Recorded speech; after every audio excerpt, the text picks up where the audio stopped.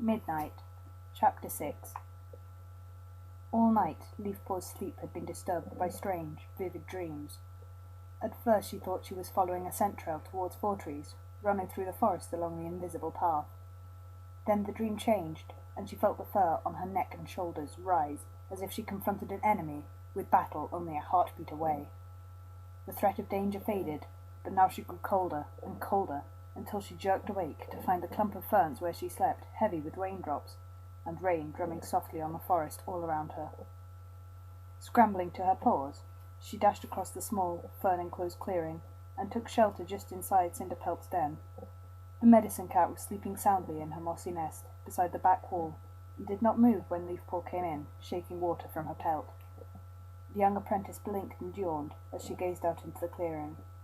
Above her head she could just make out the black outlines of trees against the sky that was growing grey with the first light of dawn.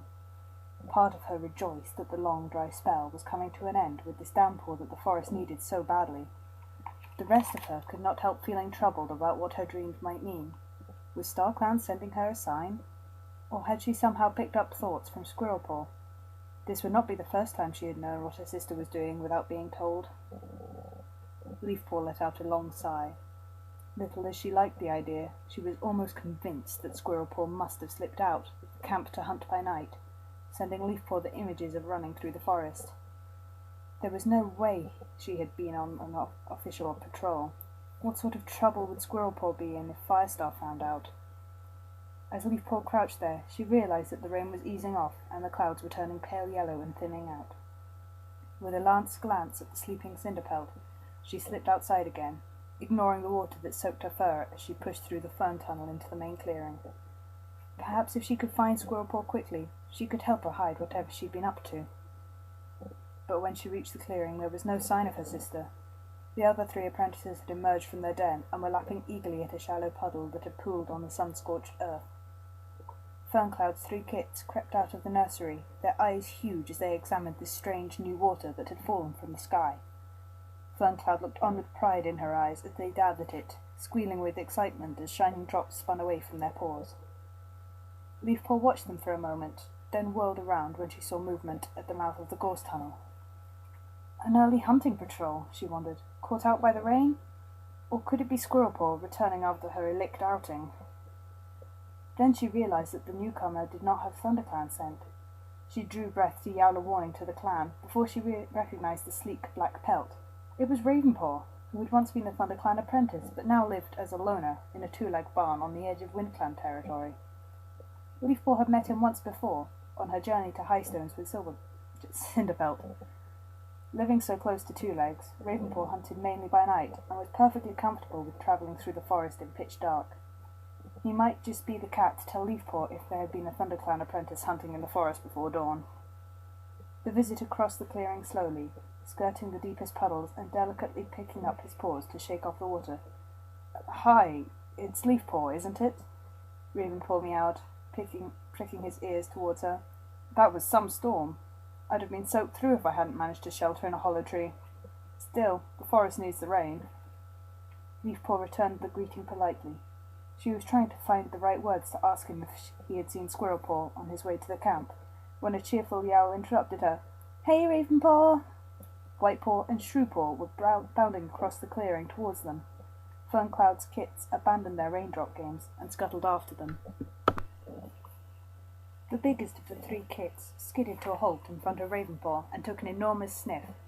"New cat," she growled. "New scent." The loner dipped his head in greeting, the tip of his tail flicking back and forth in amusement. "Holly, Kit, this is Ravenpaw," Shrewpaw told her. "He lives on a 2-leg farm and feasts on more mice than you 3 have ever seen in your entire life." Hollykit's amber eyes grew wide. "Every day?"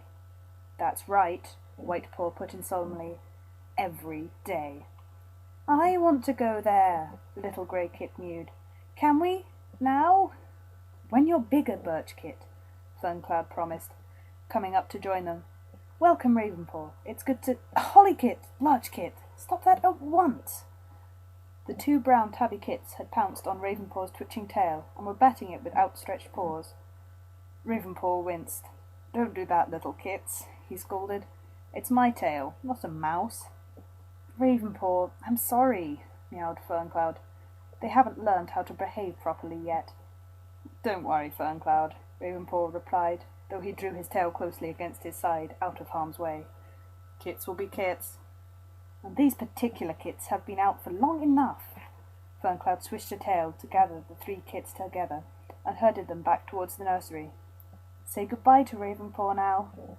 The quick kits mewed goodbye and scampered off. Can we do anything for you, Ravenpaw? Whitepaw asked politely. Would you like some fresh kale? No, I ate before I left home. Thank you, the black cat replied. I've come to see Firestar. Is he around? I think he's in the den, Shrewpaw told him. Shall I take you there? No, I will, meowed Leafpaw. She was getting increasingly anxious to ask if the Lone had seen Squirrelpaw on his journey through the forest. Just then, Thornclaw, Shrewpaw's mentor, emerged from the warrior's den. Leafpaw twitched her ears towards him. Is your mentor looking for you? She asked Shrewpaw. As she spoke, Thornclaw called to Shrewpaw, and the apprentice dashed off with a quick word of farewell. Whitepaw also meowed her goodbyes and went over to join Brackenfur at the fresh kill pile. Suddenly, the thorny branches that formed the gorse tunnel trembled, and relief flooded over Leafpaw as she watched Squirrelpaw emerge, dragging a rabbit behind her through the mud. Leafpaw had taken a couple of paces towards her before she remembered the clan's visitor and returned awkwardly back to him. That's your sister, isn't it? Ravenpaw meowed. Go and talk to her if you want. I can find my own way to Firestar's den. Released, Leafpaw bounded towards her sister, who was heading for the fern tunnel. Catching sight of her, Squirrelpaw stopped to wait, dropping the rabbit at her paws.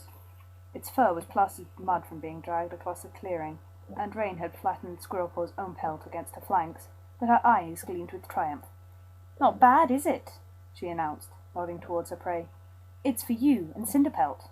Where have you been? Leafpaw hissed. I've been worried sick about you. Why? Squirrelpaw's green eyes looked injured. Where did you think I had gone? I only slipped out to hunt when the rain started to ease off. And you might at least say thank you. Snatching up the rabbit, she plunged into the ferns that led to the medicine cat's clearing, without waiting for Leafpaw to respond. Leafpaw followed more slowly, not sure whether to be relieved or furious. She had the uneasy feeling that Squirrelpaw was lying to her for the first time ever. If she really had picked up her sister's thoughts in her dream, then Squirrelpaw had been doing a lot more than just slipping out of the camp for a quick chase after a rabbit. When she emerged into the clearing, she saw that Squirrelpaw had already dumped the rabbit at the mouth of Cinderpelt's den. Her sister gave it an admiring sniff, and she meowed, You might at least say I did well to catch it. She still sounded indignant, but she didn't meet Leafpaw's gaze when she spoke. You did, Leafpaw admitted. It's huge, especially as you had such a disturbed night, she added more sharply. Squirrelpaw froze. Only her green eyes moved, flicking up to rest on her sister's face. Who says I did? I know you did. You were awake nearly all night. What was the matter? It was far more than a short hunt. I know that. Squirrelpaw dropped her eyes to the ground. Oh, I ate a frog late in the evening, she muttered. It must have disagreed with me, that's all. Leafpaw unsheathed her claws and dug them into the rain-softened earth. Inwardly she was fighting to stay calm. She knew Squirrelpaw was lying to her, and part of her wanted to start wailing like a kid. You're my sister. You should trust me. Oh, a frog, she mewed. Well, you should have come to me for some herbs to chew. Yeah, well... Squirrelpaw scraped the earth with one white paw. Leafpaw could see her discomfort in her flattened ears and the guilty look she shot at her, but she didn't feel in the least bit sorry. Why was Squirrelpaw lying?